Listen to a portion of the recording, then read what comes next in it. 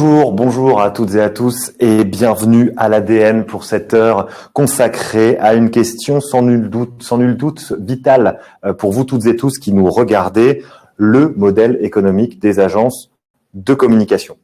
Je suis Guillaume Ledy, journaliste, directeur éditorial de l'ADN Studio. Et donc l'ADN Studio, c'est le studio de création de l'ADN. Donc, je suis également un professionnel de la communication. Le sujet m'intéresse donc au plus haut point.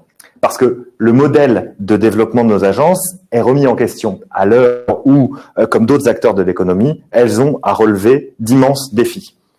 Comment rester solide sur ses appuis quand tout vacille autour de soi? Comment accroître son activité pour survivre à la permacrise? C'est la question qu'on va se poser aujourd'hui. J'en profite pour faire une petite parenthèse autour de ce qu'est ce concept de permacrise, puisque j'en ai vu une ou deux derrière leurs écrans en train de s'interroger sur ce que c'était que ce mot de permacrise.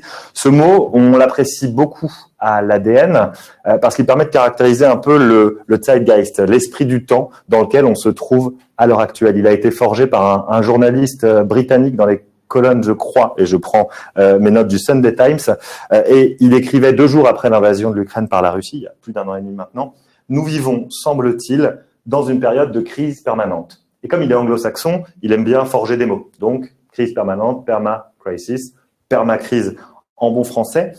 Et on trouve que ça porte ce terme parce que ça caractérise cette succession de catastrophes dans laquelle on est toutes et tous plongés. Alors, je ne vais pas les lister ici pour pas trop plomber l'ambiance ce matin, mais on peut quand même dire que depuis la crise du Covid, les crises s'enchaînent jusqu'à l'irruption des intelligences artificielles dans nos vies de bureaux de col blanc aujourd'hui qui menacent aussi et fragilisent nos systèmes économiques, et sans même mentionner évidemment la mère de toutes les crises qui va nous parvenir et qui nous parvient déjà, qui est le dérèglement climatique, bien évidemment. Donc dans cette époque troublée, se profile une question existentielle: comment faire pour survivre en tant qu'agence de communication et professionnelle du secteur? On a déjà eu à se la poser maintes fois. Je ne vais pas vous faire tout l'historique du secteur, mais quand même, depuis l'âge d'or de la créativité publicitaire et de plein d'hommes blancs qui se réunissaient en costard sur Madison Avenue pour vendre des cigarettes, il y a des choses qui ont évolué. On a réfléchi à la façon d'évoluer, mais on fait face aussi à une concurrence accrue. Les agences, elles sont prises en étau entre des mastodontes du secteur qui intègrent le plus de services possibles sous le même toit, des sociétés de conseil traditionnelles qui, elles, deviennent aussi agences de communication parce qu'elles se rendent compte qu'il y a des choses à faire sur ce marché et qui proposent des services intégrés, notamment en utilisant leurs études et leurs data, un élément essentiel sur lequel on reviendra bien évidemment.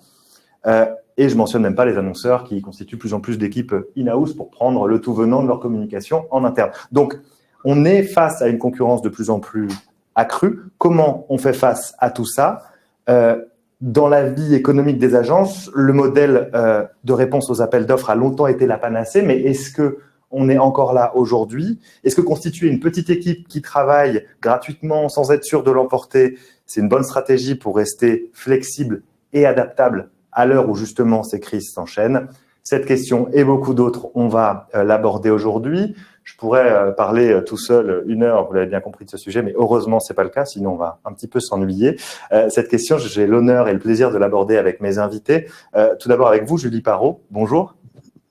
Bonjour. Vous êtes directrice associée chez ICI Barbès et également présidente de la commission de développement de l'AACC, l'Association des agences conseillers en communication. Donc, vous avez une double casquette aujourd'hui avec nous. Et pour vous, le modèle de l'appel d'offres doit, à minima, évoluer. À vos côtés, Catherine Saint-Loubert. Bonjour Catherine. Bonjour Guillaume. Bienvenue à l'ADN. Merci d'être avec nous. Vous dirigez l'Académie du Newbies. On reviendra sur ce que c'est un petit peu. Mais donc, vous croyez un petit peu en l'avenir, j'espère, et notamment dans la prospection. On reviendra aussi un petit peu sur ce sujet avec vous. Et puis enfin, en face de moi, Marwan El Gheda. Bonjour Marwan. Bonjour Guillaume.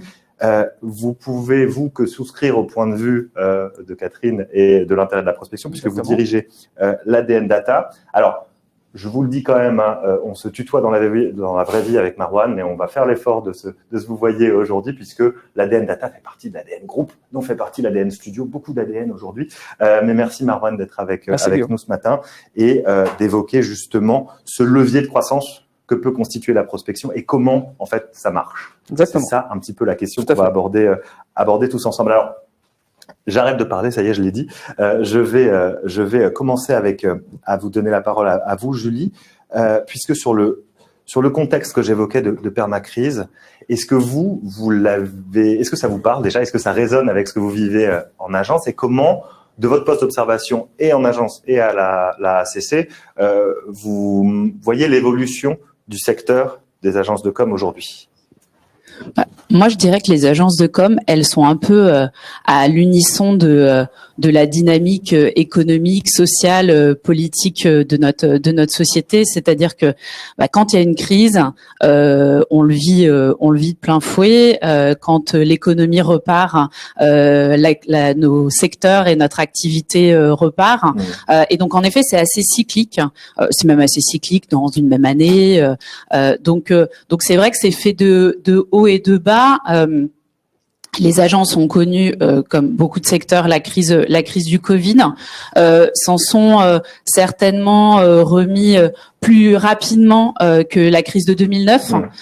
Donc il y a eu un rebond qui a été assez rapide. On l'a vu dans les chiffres, on l'a vu même nous dans l'activité. Alors quand je dis rapide, c'est jamais assez rapide quand on est parce que quand la crise dure quand même un an, on trouve que ça dure un peu, mais à l'échelle de la vie d'une entreprise, de la vie économique, ça reste assez rapide.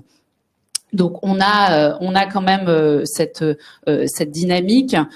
Ensuite, ce qui est vrai, c'est que aujourd'hui, on se pose tous la question. Alors c'est vrai qu'au sein de la commission développement de la ACC, on a tous les profils d'agences, donc les différents métiers, mais aussi les toutes petites agences indépendantes jusqu'aux grands groupes. Et quand on partage, le constat est partagé sur un marché qui se tend dans les relations, potentiellement agence annonceur, mais plus parce que il y a une tension extérieure aussi, une tension exogène, la tension du secteur qui se tend sur les talents. Et puis qui se tend sur la façon de trouver des nouveaux clients, sur les conditions de l'appel d'offres, ce sur quoi on essaye de travailler au sein de la ACC, et on essaye tous de trouver des nouveaux moyens de faire face à cette permacrise et de maintenir une activité dynamique qui aussi soit engageante et motivante pour les talents qui nous rejoignent. Très bien. L'idée est de rester justement le plus flexible et le plus divers possible dans son modèle économique. Et ça, Catherine Saint-Loubert, vous l'avez aussi bien compris, puisque vous insistez quand même sur la résilience, comme Julie, du secteur. Mais qu'est-ce qu'on peut mettre en place quand on est une agence, on va dire de taille moyenne, pour faire face justement à cette permacrise? Comment vous envisagez les choses? J'ai créé l'Académie du Newbies parce que je suis une ancienne d'agence. Donc, j'étais dans une agence appelée Grenade & Sparks à l'époque et je m'occupais du Newbies. Et je me suis bien intéressée effectivement à toutes ces entreprises qui sont indépendantes, ces agences indépendantes, en me disant mais finalement on est toutes soumises à cet appel d'offres qui est entrant, mais on ne fait pas beaucoup de prospection de nous-mêmes, ou en tout cas on prend pas le temps parce que effectivement on va parler du modèle économique des agences. Le modèle économique des agences, c'est beaucoup de charges salariales. C'est beaucoup de coûts qui sont liés aux outils qu'il faut mettre en place. Vous parliez de la data, mais voilà, pour tout ce qu'il faut faire aujourd'hui pour pouvoir être compétitif. Et puis, il y a ce coût des compétitions. Donc, à un moment, d'avoir quelqu'un pour gérer le développement, c'est compliqué. Alors, pas le développement quand l'appel d'offres arrive, parce que ça, finalement, c'est comme des grands directeurs conseils qui font l'appel d'offres et qui accompagnent les équipes jusqu'au gain de la compétition. Mais tout ce qui est en amont, en réalité, n'est pas super pris en compte dans les agences. Et parce que effectivement, ça doit être culturel déjà. Et donc, je me suis dit que finalement, il y avait certainement une place pour structurer et organiser un newbies de la prospection jusqu'au gain de la compétition. Alors, le newbies, évidemment, pour celles et ceux... Oui, bon jargon de l'agence, des agences. Bon jargon d'agence, voilà. C'est le business business entrant, c'est les nouveaux clients, quoi. Exactement, c'est les nouveaux clients. Alors, il y a des responsables ou des directeurs du newbies dans les agences, et en fonction des agences, ils n'ont pas le même rôle. Donc, c'est pas facile non plus d'expliquer complètement ce qu'est le newbies. Et on en reparlera aussi. C'est pour ça qu'un parcours qui va de la prospection au gain donne bien les différentes aspérités du métier du développement. Alors, Marwan El Gheda, vous venez d'un autre univers que celui des agences de communication. Tout à fait. Et vous pouvez d'ailleurs préciser un petit peu quel était cet univers. Et en fait, ce qui est intéressant, c'est votre point de vue est intéressant, mais sur le sujet par rapport à l'univers dont vous venez et à celui sur lequel vous travaillez aujourd'hui à l'ADN Data. Déjà, dites-nous un petit peu ce que vous faites à l'ADN Data et quel est votre regard justement sur le business model des agences de communication. Alors, l'ADN Data est une filiale du groupe l'ADN qui existe depuis un peu plus de 20 ans maintenant. Et notre métier, notre vocation est d'éditer une solution à destination des équipes commerciales et marketing des agences principalement, qui leur permet tout simplement de rentrer en contact avec des annonceurs. Donc, notre métier, c'est de collecter des informations, de les organiser, de les enrichir et de les normer dans un niveau de granularité assez élevé pour que des agences, justement, puissent identifier des annonceurs qui leur correspondent et ensuite entrer en contact avec eux pour pouvoir tout simplement trouver du new business, comme le disait si bien Catherine. Donc là, on est sur de la prospection. Là, on est sur de la prospection pour le coup. Pour ma part, je viens d'un écosystème tout à fait différent. Je viens du monde du logiciel, des marketplaces, pour être encore plus exact. Et c'est vrai que les cultures entre ces deux univers sont plutôt assez différentes. Dans le sens où dans le monde du soft, du SaaS, quand on travaille avec des clients professionnels évidemment, la culture de la vente et de la prospection, ce qu'on appelle de la outbound, est plutôt assez forte et cohabite très bien avec tout ce système, ou en tout cas tout ce flux entrant qui correspond aux appels d'offres dans les agences. Mais généralement, on a des équipes commerciales qui sont plutôt assez aguerries, assez formées et qui ont pour objectif tout simplement d'aller trouver des nouveaux clients. Ce que nous on constate d'une manière globale, c'est que évidemment la prospection toute seule ne marche pas. De la même manière qu'à notre sens, l'appel d'offres tout seul est plutôt assez risqué comme système. Ce qu'on prend d'une manière générale, c'est plutôt une approche assez multicanale, où on peut faire cohabiter les deux, et qui justement, pour rester dans le thème, permet, à notre sens en tout cas, de pouvoir rendre les agences encore plus antifragiles, de manière, pour rester dans le thème de l'ADN, de manière à pouvoir survivre à cette permacrise-là, et ne pas être dépendant que d'un client ou de quelques clients ou d'un système entrant. Alors maintenant, ça engendre un certain nombre de difficultés. Comme je le disais, c'est d'abord des difficultés culturelles. La culture des agences n'est pas celle des autres entreprises. Ouais. La prospection, généralement, est parfois mal vue pour un certain nombre de raisons. Mettre en place des équipes, s'organiser, parce que c'est tout un système, hein, c'est pas quelque chose qui s'improvise. Il y a tout un savoir-faire à acquérir et toute une culture à infuser, puis des personnes aussi à identifier, à trouver pour pouvoir mettre en place toute cette logique de prospection et puis être en capacité d'aller chercher du business, parce que pour résumer très vite, les appels d'offres, c'est une intention d'achat. C'est des annonceurs qui ont besoin d'une agence. La prospection, c'est plutôt identifier un intérêt qui n'a pas encore été exprimé ou qui peut-être n'est pas encore arrivé. J'aimerais justement rebondir peut-être avec vous, Julie, sur dans ce que vous dites. Il y a cette notion de culture qui revient souvent. En fait, dans les agences, la prospection commerciale, le travail commercial, j'allais dire pur, est quelque chose effectivement qui a longtemps été assez mal vu. Est-ce que c'est encore le cas? Et si oui, pourquoi? C'est-à-dire que la prospection commerciale, au sens où je décroche mon téléphone et j'ai cette notion de j'ai peur de déranger les gens, etc. C'est des choses qui sont en train d'évoluer ou? Moi, je pense que ça évolue. Ouais. Je crois que c'est pas tant aujourd'hui, c'est pas mal vu, mais c'est comme le disait Catherine, c'est une histoire de temps ouais. Et une histoire de culture. Une culture quand ça fait quand un secteur s'est construit sur cette culture de la compétition, de l'appel d'offres. Il suffit de regarder Mad Men. Je l'ai évoqué sans l'évoquer tout à l'heure. Donc on voit que c'est ancré dans une culture, donc des changements culturels, on le sait, ça se fait pas du jour au lendemain. Et puis la prospection, en effet, c'est du temps, c'est un savoir-faire, c'est une structuration aussi dans les équipes.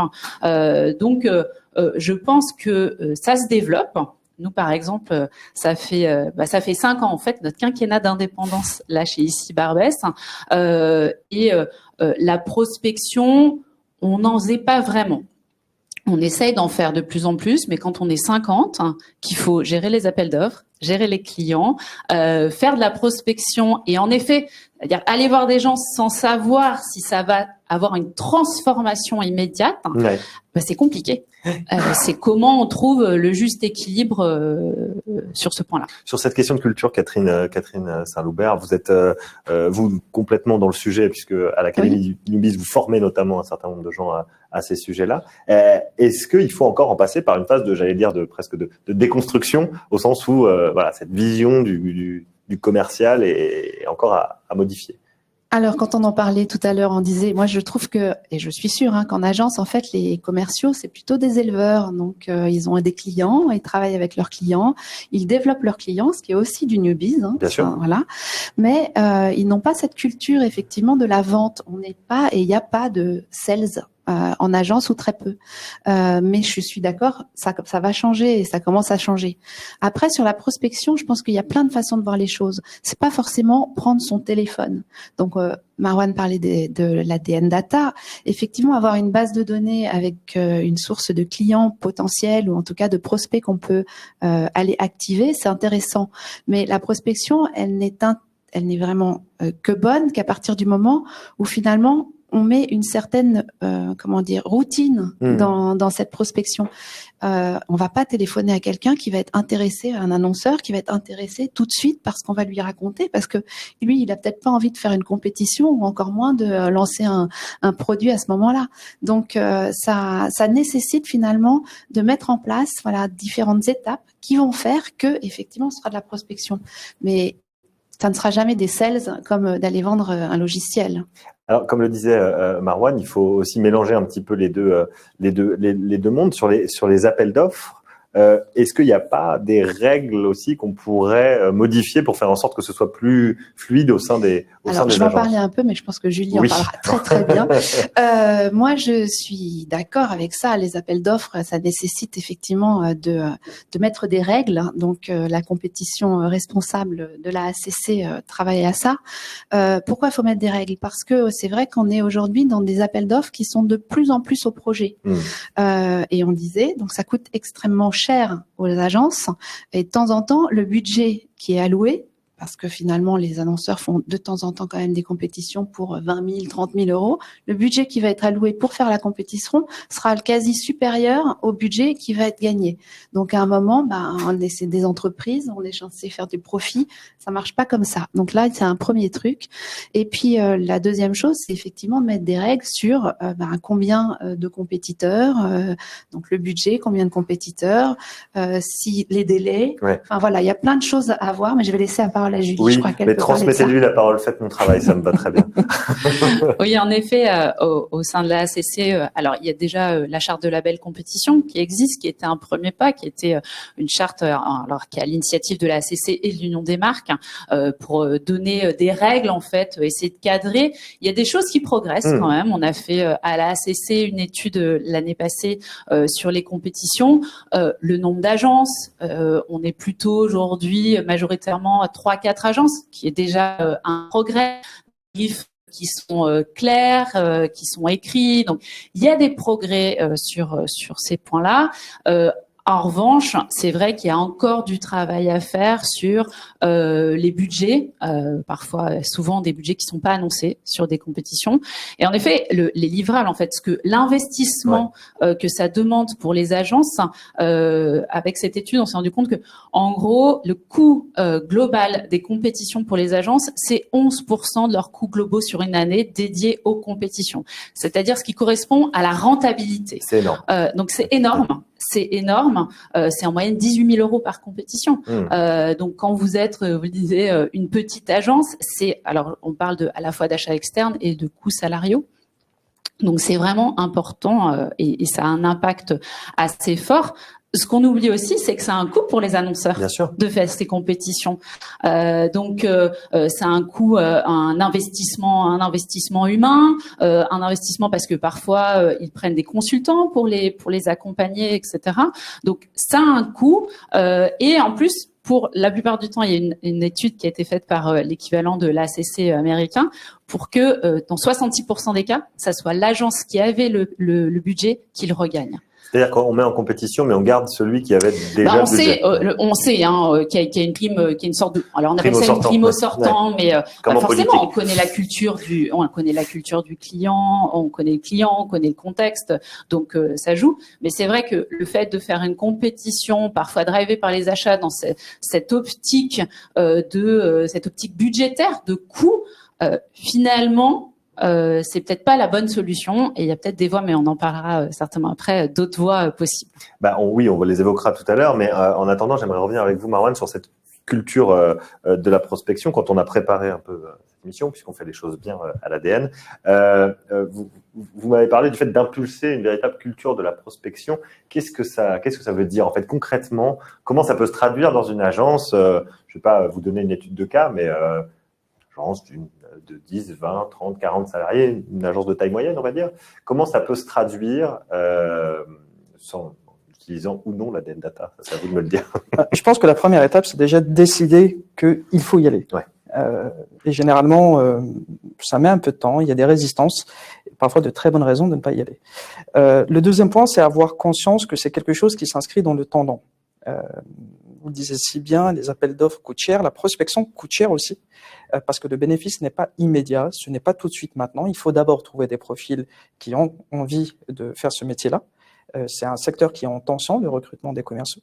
Et puis aussi mettre en place un plan qui s'inscrit dans la durée. Nous, ce qu'on peut parfois observer, c'est qu'on a le sentiment qu'en s'équipant d'une solution comme l'ADN Data, qui à notre yeux est tout à fait performante, on règle le problème. Or, ce n'est pas le cas. C'est juste le début de la mise en place d'une solution. Le deuxième point, c'est que, comme je le disais, la culture de la prospection, et quand je dis prospection, c'est pas forcément ce qu'on appelle dans le jargon du cold call, donc prendre son téléphone et appeler. C'est toute une dimension. Du cold call. Cold call. Ah, cold call, pardon. Il y a tout un système à construire qui exploite certes les données, mais qui va faire le levier sur le téléphone, le mail, les réseaux sociaux et autres. C'est quelque chose qui est plutôt assez abouti et assez connu d'ailleurs. Il y a beaucoup de littérature sur le sujet. Quoi qu'il en soit, dès qu'on décide de mettre en place un système de prospection, d'abord le préparer en amont, savoir quel est le discours, quel est le marché, identifier les bonnes cibles, pareil, sans vouloir être trop jargonneux, ce qu'on appelle un buyer persona, le client idéal, qui est-il? Qui on a envie de cibler, avec qui on a envie de discuter, et puis quels sont les gens qui sont potentiellement intéressés par notre proposition de valeur. Et généralement, on regarde la liste des clients avec lesquels on travaille pour essayer de trouver leurs marqueurs et puis de les reproduire, de trouver des gens qui ressemblent à nos clients. Préparer des matériaux de vente, des emails, des pitchs, des éléments de discours, etc., etc. Donc, c'est plutôt une mécanique assez lourde en termes de mise en place qui s'inscrit dans la durée parce qu'il y a une courbe d'apprentissage aussi dans le temps qui peut prendre de 6 à 12 mois. Mais en partant de cette base-là, on arrive à acquérir un savoir-faire qui généralement nous permet de gagner des clients de manière plutôt durable dans le temps.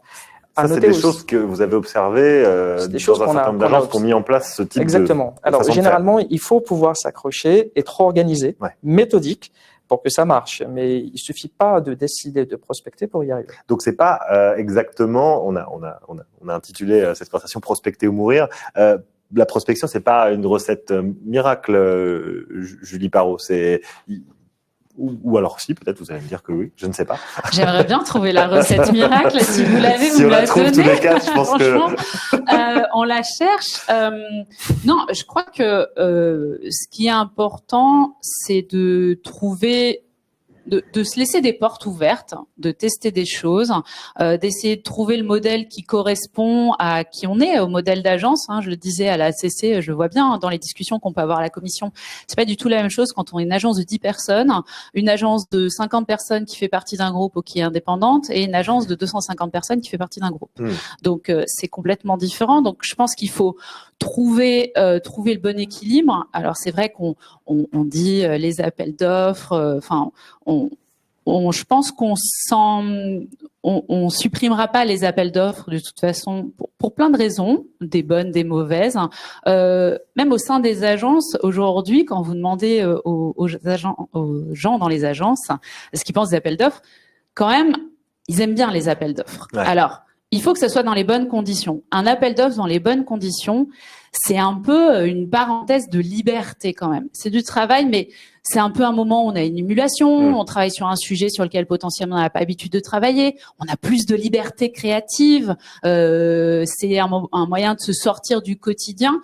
Donc, ça a ses avantages, ça a aussi un moment où on a besoin au niveau des talents de les alimenter, de les motiver, mais il faut pas qu'on tombe dans l'effet inverse, qui est que la compétition devienne source de burn-out, devienne source de stress trop important. Et d'ailleurs, de toute façon, les nouvelles générations, elles n'en veulent pas. Donc il faut trouver le bon modèle. La prospection, c'est vrai que ça demande de changer de mindset. C'est-à-dire que la compétition, on l'a fait sur un temps imparti, et on se dit qu'au bout des 1 mois, 2 mois, 3 mois de compète, potentiellement, il y a ce gain-là. Okay. Une prospection, c'est j'arrive à avoir ce rendez-vous, peut-être que ça va se transformer que dans 6 mois, 1 an. Et puis aussi du côté des annonceurs, pourquoi ils font des compétitions? On a parlé du coût, mais c'est aussi un moyen de, ils aiment, voir, je pense, pouvoir se projeter sur ce que, au-delà de juste se projeter dans une relation. Il y a encore ce besoin de pouvoir, je pense aussi pour argumenter en interne, de montrer, voilà, si on choisit cette agence, voilà ce qu'on va pouvoir faire.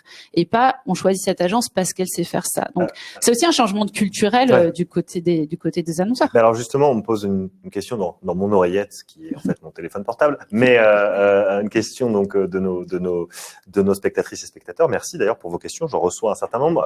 Je me suis permis de vous relancer puisque la question c'était quel est le poids de la ACC par rapport aux annonceurs justement pour impulser ces changements. Est-ce que voilà, question ouverte que je me permets de vous poser. Eh ben on y travaille, on y travaille. Donc il y a eu la charte de la belle compétition. L'idée c'est aujourd'hui justement on est en discussion avec l'Union des marques pour faire avancer vers une compétition responsable parce que ça va aussi dans la logique de développement RSE des entreprises. Enfin c'est un vrai impact.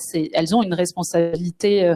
Ça fait partie de leur responsabilité et ça fait partie aussi d'une bonne relation à terme entre les agences et les annonceurs. Donc l'idée c'est de travailler ça avec la difficulté aussi du côté des annonceurs qui est que il y a autant d'annonceurs qu'il y a d'agences. C'est-à-dire qu'il y a autant de profils d'annonceurs avec parfois des acheteurs qui connaissent très bien nos métiers et d'autres fois qui ne connaissent pas du tout. Donc c'est aux agences aussi d'oser faire la pédagogie, d'expliquer pourquoi on refuse cette compétition, pourquoi on refuse.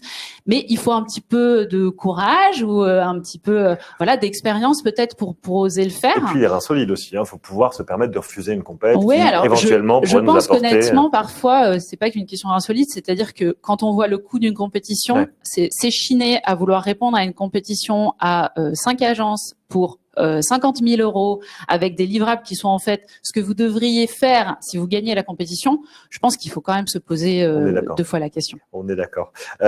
Sur cette question-là, sur cette question plutôt de effectivement équilibrer le modèle qu'on vient d'évoquer avec Julie autour des appels d'offres. On l'équilibre avec de la prospection. Ça ressemble à quoi en fait une bonne prospection en agence? Vous qui formez des gens pour prospecter au sein d'agences de communication, qu'est-ce que vous leur dites en fait, sans tout révéler bien évidemment? Oui.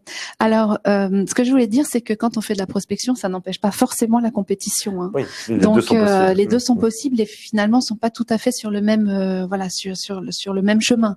Qu'est-ce que je dis aux agences? Je leur dis que en fait c'est un parcours. Donc effectivement la prospection fait partie de ce parcours. Je rejoins Marwan quand il disait qu'il faut savoir quel est le discours. Donc j'ai imaginé finalement une méthode qui est en 5 piliers pour construire newbies performants. Donc cette méthode, elle commence par le premier P qui est vraiment positionner. Et dans positionner, c'est le discours, c'est savoir quel est qu'est-ce qu'on va raconter, pourquoi le client nous achèterait nous plutôt que le concurrent. Donc ça, c'est vraiment la différenciation. Ensuite, le deuxième P, c'est promouvoir. Donc là aussi, je rejoins complètement Marwan. C'est finalement de savoir quels sont les outils de communication qu'on va mettre en place, quelle est la stratégie éditoriale que je vais mettre en place, qu'est-ce que je vais raconter, qui va différencier mon agence, comment je vais parler en RP, etc., etc. Donc tout ce qui concerne la communication. Puis ensuite puis ensuite prospecter. Donc prospecter, ah oui, c'est le moment important. C'est un mot important, c'est pour ça que je l'avais prospecter. Donc prospecter, c'est les clients miroirs. C'est j'ai des clients, enfin l'agence a des clients. Elle a des clients parce qu'ils achètent chez moi, agence, quelque chose de spécifique. Et il faut arriver finalement à déterminer qu'est-ce qui fait que voilà, je suis ce client est un bon client pour mon agence, et dans ce cadre-là, essayer d'aller trouver des clients qui ressemblent, ou en tout cas des prospects qui ressemblent, pour faire une proposition. Donc ça peut mettre du temps. La prospection, ça peut être se constituer une dream list, hein, vraiment des clients des prospects qui ressemblent à mes clients miroirs. Et puis ça peut être aussi de décider de faire une newsletter sur je sais pas 1500 prospects qui peuvent être intéressés par mon discours. Donc là, c'est vraiment prospecter, faire en sorte, même si j'appelle, c'est faire en sorte qu'on m'appelle quand même, qu'on m'appelle aussi. Et puis ensuite, il y a la présentation. Donc présenter, c'est hyper important parce que finalement, ce dont j'ai parlé là, c'est la prospection, mais on arrive à une rencontre, donc soit un rendez-vous, soit un chemistry meeting. Mais là, faut vraiment être à la hauteur parce qu'il y a d'autres agences qui sont derrière et qui voudraient participer à la compétition. Pour qu'il y ait 3 compétiteurs ou 4 compétiteurs, il y a quand même beaucoup d'agences qui sont susceptibles et qui peuvent remplir le contrat. Donc voilà, il faut être la meilleure, donc c'est important. Et ensuite, il y a effectivement pitcher, donc ça c'est gagner la compétition, c'est tout le process pitch que font très très bien les agences puisque c'est effectivement leur métier, c'est d'aller c'est le cœur de métier. C'est le cœur de métier. J'ajouterais juste quelque chose. Ce que vous dites, c'est que ce qui est intéressant dans ce travail, c'est que ça permet à l'agence de se connaître aussi, de connaître son marché, de connaître sa proposition de valeur. C'est assez intéressant d'observer que généralement, quand on pose ces questions-là, sur les 5 piliers que la méthode de l'agence Newbies, les questions sont toujours un peu approximatives. En tout cas, il y en a quand même un certain nombre qui sont incapables d'identifier clairement leur proposition de valeur, ce qui leur permet d'être assez exceptionnel et qui leur permet de se différencier des autres. Et le travail de prospection, finalement, ce que vous disiez tout à l'heure, c'est un travail d'itération, vraiment par tâtonnement, où il n'y a pas de recette miracle, à mon sens. Enfin, je n'en connais pas en tout cas. Pareil, s'il y en a une, je suis intéressé pour l'avoir. Mais il va falloir itérer, tâtonner, se poser beaucoup de questions, avoir beaucoup d'échecs. Il y a une dimension perte de temps quand même qui est assez importante. Et d'argent, donc, du coup. Et d'argent, du coup. Donc, ça rejoint un peu la problématique de l'appel d'offres. Par contre, quand on arrive au bout de ce chemin-là, on connaît très bien son métier, ce qui nous permet de nous distinguer, d'être assez unique et authentique. Et puis surtout, qui sont les personnes en face et qui sont les personnes qui sont intéressantes pour nous. Non pas juste celles qu'on intéresse, mais celles qui le sont aussi pour nous. Ouais. Moi, je remarque 2 choses sur les agences, c'est que la plupart, elles se disent généralistes. Donc, finalement, c'est très, très difficile de lire ce qu'elles proposent parce qu'elles ont toutes, elles disent qu'elles sont généralistes, mais elles ont peur de louper quelque chose, mais on ne sait pas pourquoi on va les interroger. Donc ça, c'est la première chose. Et puis, la deuxième chose, c'est qu'il faut choisir un axe, il faut choisir, un discours, et que ça, les gens sont mal choisir le discours. Parce que choisir, c'est renoncer. Et choisir, c'est renoncer. On renonce à un certain nombre d'opportunités potentielles en disant on ne fait que ça. Exactement. Et on se limite peut-être aussi. Exactement. Mais le message qu'on lance, en fait, il ne peut être reçu par l'annonceur qu'à partir du moment où il est clair. Si on propose tout, on ne sait pas trop quoi prendre, quoi. Et Marwan El-Gheda, vous parliez tout à l'heure de granularité dans les données. Qu'est-ce que, quand je suis une agence, je veux prospecter. À quoi ça me sert votre outil, l'ADN Data? Parce que je suis positionné comme, je sais pas, ici Barbès, pas mal avec des collectivités territoriales. Je sais à peu près où je peux aller chercher les gens qui sont en mesure d'ouvrir des nouvelles perspectives au sein des collectivités territoriales. Peut-être que je constitue mon petit fichier de mon côté, mais est-ce que en utilisant votre outil, j'arrive à quelque chose de plus précis, de plus efficace peut-être. L'un des premiers enjeux de l'ADN Data, c'est de réduire le à peu près en termes de coût. On parlait tout à l'heure du coût de l'appel d'offres et du coût humain de la prospection. La prospection, enfin, quand on fait abstraction d'une solution comme l'ADN Data, c'est d'abord constituer des fichiers de personnes qu'on veut adresser. Et c'est pas une si mince affaire que ça, parce qu'il faut pouvoir les identifier, les organiser et puis aussi normer toute cette information et s'assurer tout simplement que l'information est vraie. Je vous donne un exemple très concret. Vous recrutez une équipe de commerciaux ou un commercial avec pour mission de prospecter. Et généralement, quand vous recrutez un commercial, selon le niveau d'attente, on s'attend quand même à un ROI plus ou moins rapide. Alors, ROI, retour sur investissement. Et si on donne des matériaux qui sont incomplets à cette personne-là pour engager une prospection, elle va devoir constituer un fichier pour, par exemple, rentrer dans un groupe comme L'Oréal et comprendre tout simplement quelle est l'organisation de ce groupe, quel est l'organigramme, quelles sont les marques, quel est l'organigramme, qui fait quoi, et qui travaille avec qui, etc., etc. Donc, constituer toutes ces informations, en tout cas la reconstituer, et il n'y a pas de source aujourd'hui unique, c'est quelque chose qui peut être extrêmement chronophage, assez douloureux d'ailleurs, et qui peut venir impacter les performances d'une équipe commerciale. L'un des premiers enjeux pour nous, c'est de pouvoir fournir et restituer une information qui soit la plus complète possible, mais aussi de donner une information qui soit à jour, parce qu'il n'y a rien de pire que contacter une personne qui ne fait plus partie d'une société. Alors évidemment, on ne pourra jamais être à un taux de fiabilité à 100%, parce que c'est des données qui sont vivantes, on change, le marché évolue en permanence, mais le fait est que on cherche à économiser dans un premier temps l'effort et le temps nécessaire pour pouvoir identifier le bon interlocuteur, annonceur, sa fonction, son métier, qu'est-ce qu'il fait, et puis de donner tous les éléments nécessaires pour pouvoir le contacter rapidement. Et ça diminue l'effort, en tout cas la douleur nécessaire, parce qu'il y a une notion de douleur assez forte dans la prospection, même quand on en fait depuis plusieurs années. Ça diminue cette douleur-là et ça permet d'arriver un peu plus vite à l'essentiel. C'est extrêmement clair. Et d'ailleurs, ça me rappelle qu'on dit souvent que les meilleurs commerciaux sont ceux qui se souviennent du prénom de l'enfant, de la personne à qui vont recroiser dans un événement, etc. Ça me rappelle un peu ce type d'anecdote qu'on a sur les bons commerciaux qui notent à chaque fois les infos sur les uns et les autres. Là, c'est quelque chose de plus automatisé. D'ailleurs, le terme d'automatisation revient énormément dans les questions. Donc, ce n'était pas prévu, mais comme on en a parlé tout à l'heure, je l'ai évoqué dans mon intro, j'arrête pas de faire tomber, je suis désolé, ça doit faire du bruit dans vos oreilles, je suis absolument confus. On en a parlé tout à l'heure hors micro, je l'ai évoqué dans mon intro, l'automatisation, les intelligences artificielles génératives. Si je compte dans les questions, j'en ai au moins 5 qui tournent autour de ce sujet-là, donc je vous propose d'ouvrir là une petite séquence autour de ça pour répondre à ces questions, notamment autour de, alors je les lis, mais comment le business model des agences peut s'adapter à l'automatisation de notre secteur, l'automatisation en partie en tout cas de certaines tâches.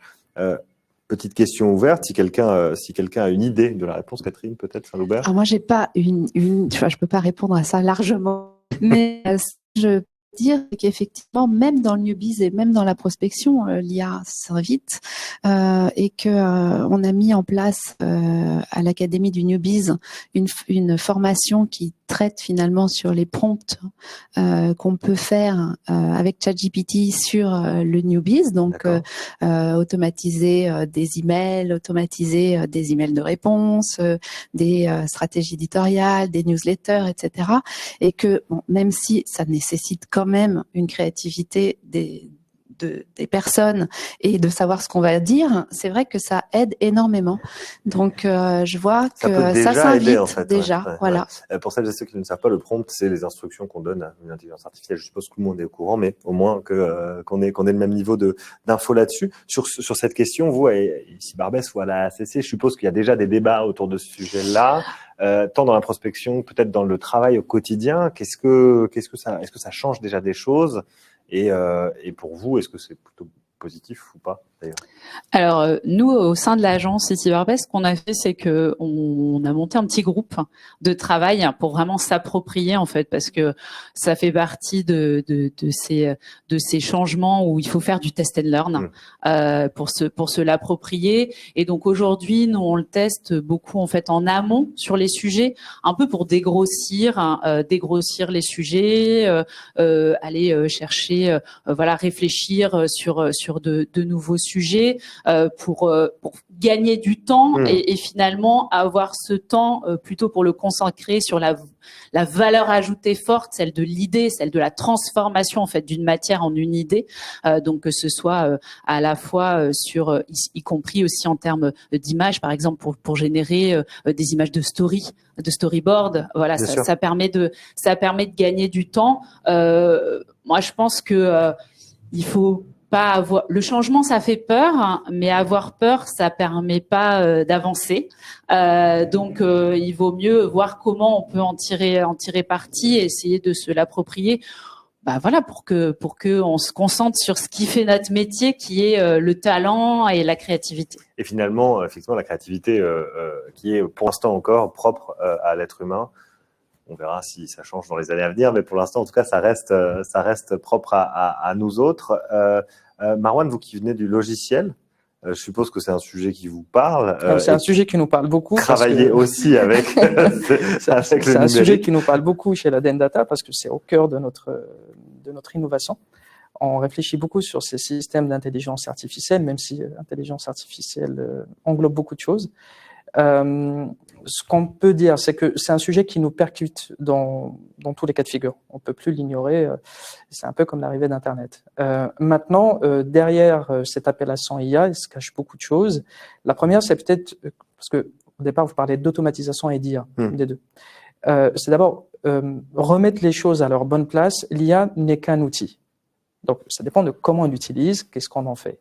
À mon sens, on n'en est pas encore et on est encore loin d'avoir des IA qui viennent se substituer aux individus et encore plus si on est en train de parler de créativité. Parce que Catherine le disait très bien, c'est un prompt, il est rédigé par un humain et plus le prompt est créatif et exact et plus il est impactant, en tout cas il est utile.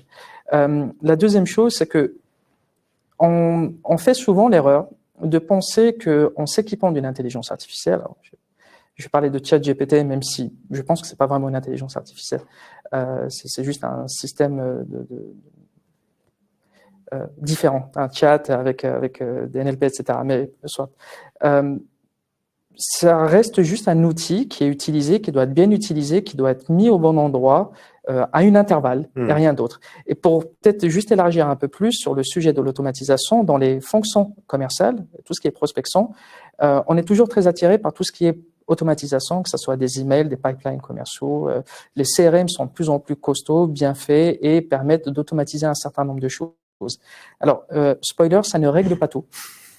C'est juste des outils. Ça dépend par exemple, si on parle d'un système d'envoi automatique de mail, c'est bien, ça fait économiser du temps, mais tout dépendra de la qualité rédactionnelle du mail, de la base de données telle qu'elle est faite, du ciblage tel qu'il est organisé en amont, etc.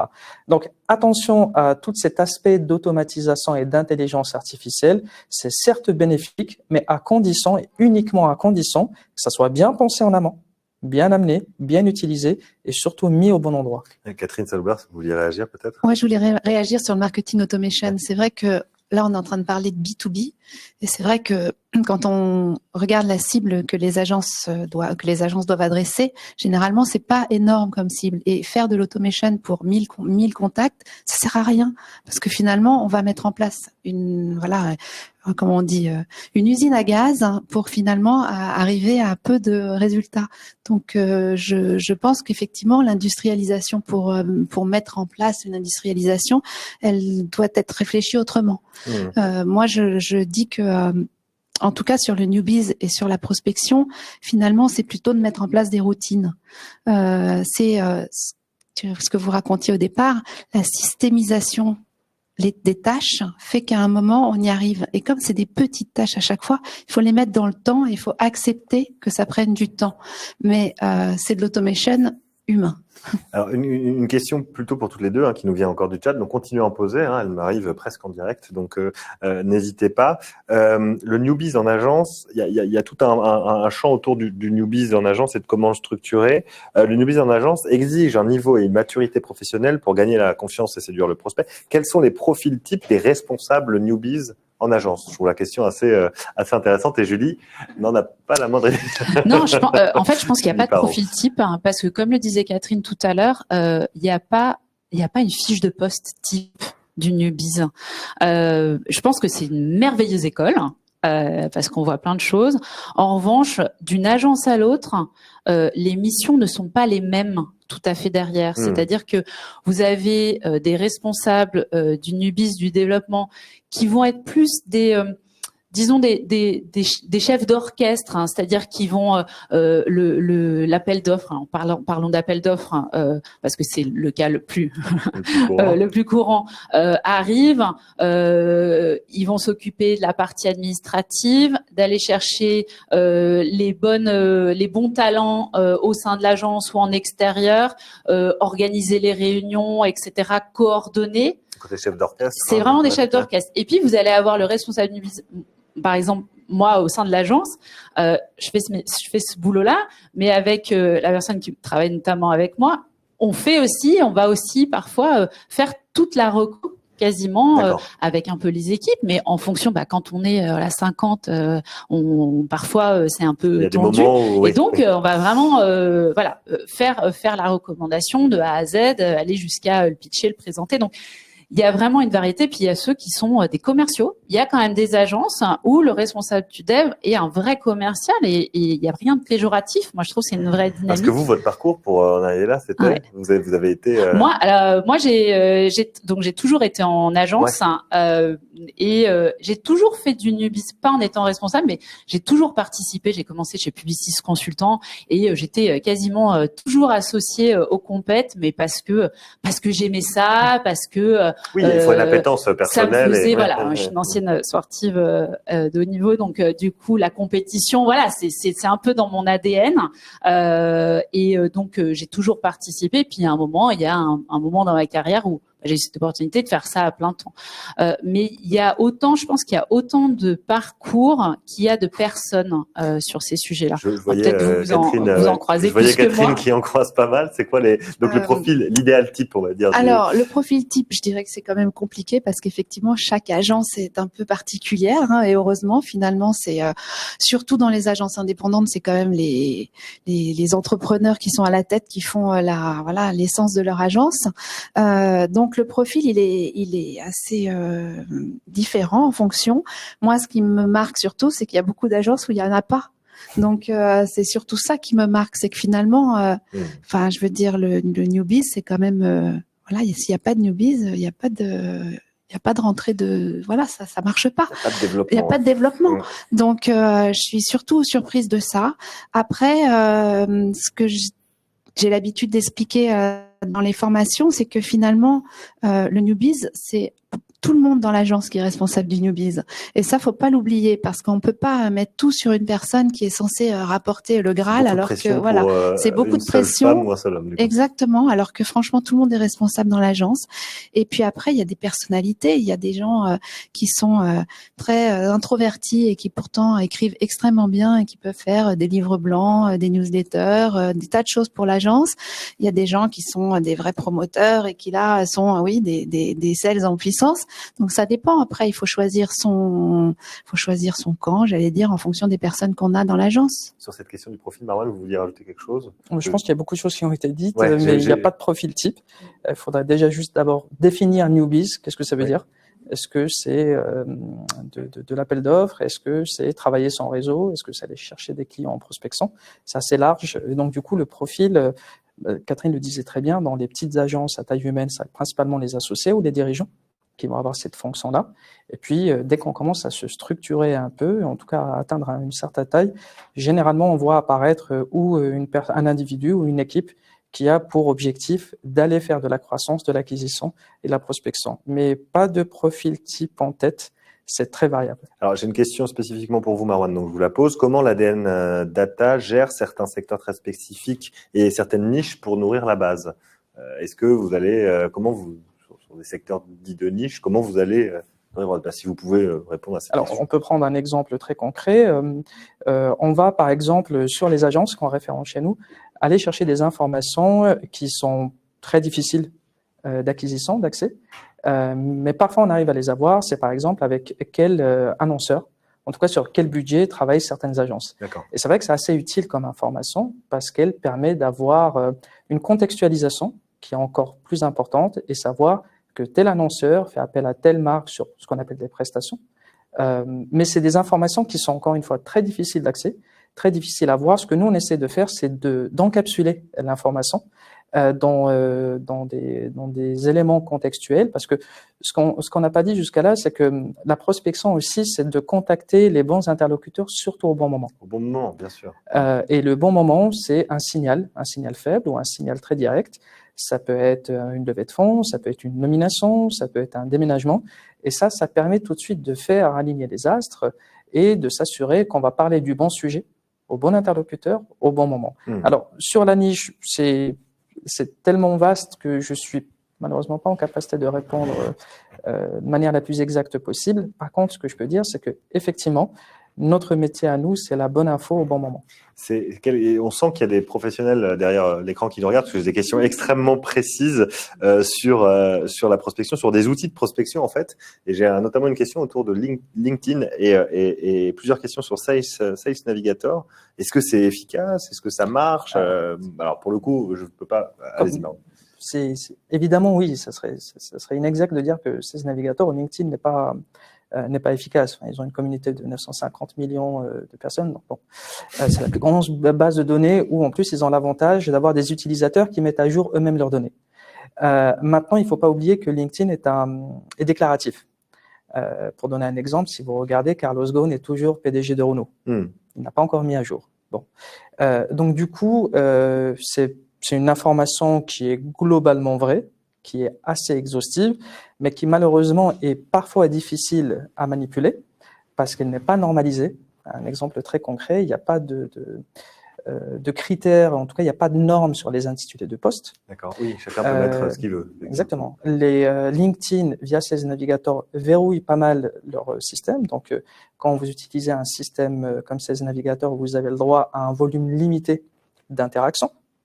Et puis, LinkedIn tout seul est peut-être insuffisant, mais LinkedIn couplé à d'autres outils peut être extrêmement efficace. Mais encore une fois, attention, comme l'automation ou comme beaucoup de choses, il y a une saturation des messages sur LinkedIn. Enfin, le tuyau est un peu éventé. Tout le monde fait la même chose, souvent au même moment, très souvent avec les mêmes messages. Et donc, du coup, c'est en train de devenir de plus en plus compliqué de pouvoir faire du business à partir de LinkedIn. C'est vrai que c'est, expérience personnelle, c'est quand même toujours très compliqué d'avoir plein de demandes de contact. Et puis, dès qu'on accepte, bam, on a un message dans son inbox. Hey, est-ce que tu as des besoins? Exactement. Bah non, en fait. Alors moi, j'utilise LinkedIn évidemment parce que c'est comme ça que je fais ma prospection pour la plupart du temps. Mais par contre, je le couple avec l'ADN Data parce que j'y ai trouvé finalement un avantage et un balancier qui fait que je suis sûre que les données sont à jour dans l'ADN Data. Donc, je prends des informations à partir de l'ADN Data et j'invite ces gens à me suivre sur LinkedIn. Et finalement, je leur écris des newsletters via l'ADN Data et je fais des posts pour qu'ils me suivent via LinkedIn.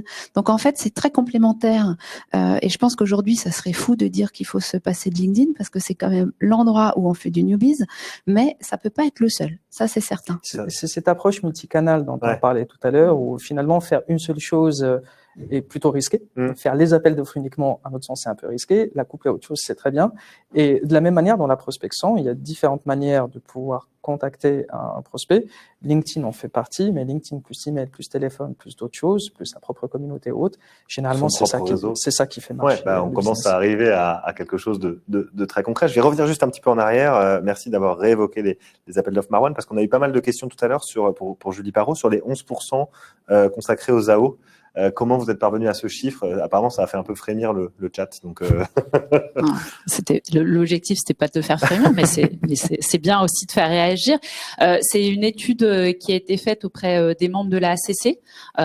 Donc, il y a toujours, c'est pas sur l'ensemble des agences, mais ça permet quand même de donner une idée. Donc, fait auprès de l'ensemble des agences de la ACC, en leur posant la question des coûts, donc achats externes plus coûts salariaux dédiés aux compétitions sur l'année 2021.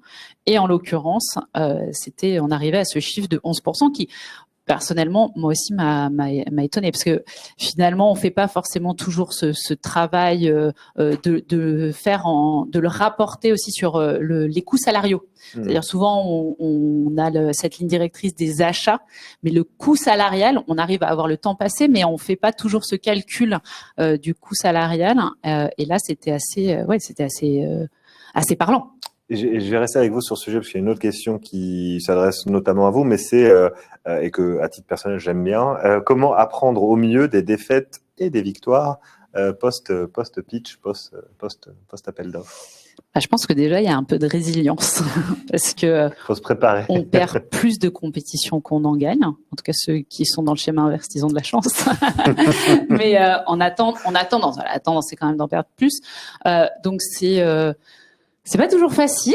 C'est d'arriver à se poser les questions de pourquoi on a perdu et de poser la question aussi, parce qu'on n'a pas toujours les retours de. Donc moi, j'essaye systématiquement de demander, ok, pourquoi on a perdu? Parce que parfois c'est un mail. Et ça c'est dur, hein. Vous recevez un mail ou un courrier pour dire désolé, votre réponse n'a pas été choisie. C'est d'essayer d'aller comprendre pourquoi, parce qu'encore une fois c'est de savoir comment on peut faire mieux la fois d'après. Et puis quand on gagne, c'est déjà de se réjouir. Parce que parfois on l'oublie, on est tellement dans le flux qu'on oublie de se réjouir. Et puis d'analyser aussi, de se dire, de comprendre aussi pourquoi on a gagné. Ouais. C'est-à-dire de pas juste se contenter de on a gagné, mais qu'est-ce qui a fait la différence? De prendre le temps d'en parler, de voir ce qui a fait. De prendre le temps. C'est à chaque fois de se prendre ce temps. Même de poser la question. Et de poser la question. Oui, parce que c'est comme quand on perd, on sait pas toujours, et en plus on a peut-être moins l'envie de la poser, mais c'est vrai que c'est important de savoir est-ce que c'est les gens, est-ce que c'est le budget, parfois, parce que le budget peut avoir, est-ce que c'est la créa. Enfin, voilà, généralement, ce qui est intéressant dans cette question, quand on gagne et qu'on comprend d'ailleurs et sur la durée et sur un certain volume, pour que ça soit assez représentatif, c'est que ça nous permet de comprendre clairement quelles sont nos forces. Ouais. Et être en capacité peut-être d'accentuer. Et c'est souvent très intéressant, hein, parce qu'on s'y attend pas, on a des biais, on pense que, et en réalité, notre client nous dit qu'on a gagné pour une raison tout à fait différente que celle qu'on pensait. Et ça permet d'accentuer, ça permet d'identifier des forces au sein de l'entreprise, ça peut être des forces vives, ça peut être un savoir-faire ou autre, et d'investir peut-être un peu plus dessus pour se muscler et encore plus se différencier et parfois même communiquer sur ça. C'est bien parce que la phase de questions nous permet d'être dans la phase de conseil. Il nous reste 3 minutes, ça passe extrêmement vite. Encore juste une dernière question, peut-être là à vous trois, mais pour une agence, alors saine, je suppose économiquement saine, quelle devrait être la part marge brute Newbiz versus Inbiz dans un exercice annuel? C'est très large. Moi, je suis capable de dire que généralement, on perd à peu près 20%. Chaque année, donc il y a déjà 20% de plus à refaire en Newbiz. Ok, on perd 20% de ses clients, de ses clients ou en tout cas en chiffre chaque année. Donc ces 20%, il faut déjà les remplir. Donc ça fait déjà 20%. Et puis après pour la suite, je pense qu'il faut analyser ces compétitions, faire un vrai travail de ce qui s'est passé en Newbiz l'année d'avant pour pouvoir effectivement arriver à créer une stratégie Newbiz avec un chiffre au bout qui soit réalisable. Donc je vais pas donner de chiffres évidemment, mais ça dépend bien de l'année d'avant quand même. Sur cette question, est-ce que vous avez un ratio peut-être Un ratio non, parce qu'encore une fois, je pense que ça dépend beaucoup des modèles et puis ça peut bouger aussi dans la vie d'une agence. C'est-à-dire que ça dépend aussi, par exemple, est-ce que l'année d'avant, vous avez rentré beaucoup de nouveaux clients et donc peut-être que la priorité, ça va être de développer ces clients que vous avez rentrés pour 2-3 ans et donc de travailler plus là-dessus que sur aller chercher d'autres clients. Donc je pense qu'il faut être en questionnement permanent. Il faut être à l'écoute de la vie de son agence et de s'adapter en fait. Ouais, on revient toujours à ces termes d'adaptation et de rester flexible. Je pense que ça peut être un bon conseil à donner. Il nous reste 1 minute, peut-être si vous avez encore peut-être un conseil à donner à nos spectatrices et spectateurs, Marwan El Gheda. Je pense que le conseil, ça serait de franchir ce pas, s'y mettre, d'y aller. Je sais que c'est pas si évident que ça, parce qu'il y a toujours une bonne raison, à mon sens, de ne pas prospecter. Je parle d'expérience. Maintenant, à mon sens, vu le contexte économique, vu la difficulté dans laquelle sont les agences, Vu ce qui se profile, parce qu'on entend de plus en plus parler d'une année 2024 qui a priori sera économiquement difficile, il me semble vraiment fondamental de pouvoir en tout cas se pencher sur ces sujets-là, d'en discuter en interne, de voir dans quelle mesure on peut mettre en place des actions de prospection au sens large du terme pour faire en sorte de devenir plus résilient. Et je terminerai avec un mot qu'on aime beaucoup chez l'ADN, qui est de devenir antifragile. Antifragile, le fameux. Petit dernier Bon, conseil peut-être. pas grand-chose à ajouter, si ce n'est de prendre du plaisir quand même à le faire, parce que c'est ce qu'on transmet aussi Exactement. à ceux qu'on rencontre. Donc je pense qu'il faut garder ça aussi. Très, très bon conseil. Et Catherine Saloubert, enfin, le Moi, je conseil dirais de conclusion. que je suis d'accord sur une chose. Prospecter, il faut s'y mettre et que on procrastine beaucoup avant de s'y mettre. Mais une fois qu'on l'a fait et qu'on a réussi, alors là, on est hyper content. Donc, pas procrastiner, se faire plaisir et puis ne pas hésiter à y aller. Merci beaucoup à tous les trois pour votre présence aujourd'hui à l'ADN. Vous revenez quand vous voulez, vous êtes ici chez vous. Merci à toutes et tous derrière vos écrans pour vos multiples questions extrêmement précises. J'espère qu'on a pu répondre à la majorité d'entre elles. On vous donne rendez-vous pour un prochain webinaire sur ce format. On en fait souvent. Tenez-vous au courant, notamment sur la newsletter de l'ADN. Vous avez tous les bons plans. À très bientôt.